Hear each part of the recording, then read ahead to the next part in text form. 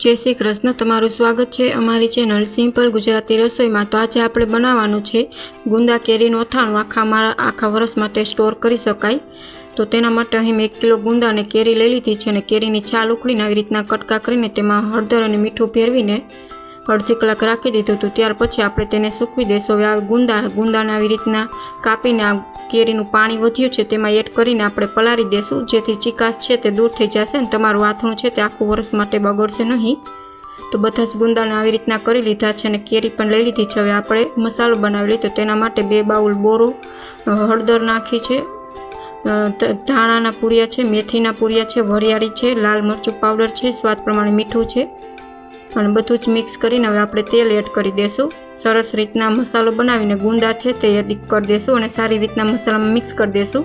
ગુંદા mix થઈ જાય ત્યાર પછી આપણે તેમાં કેરી એડ કરી દેશું। તો અથાણું બનીને તૈયાર છે। Thank you for my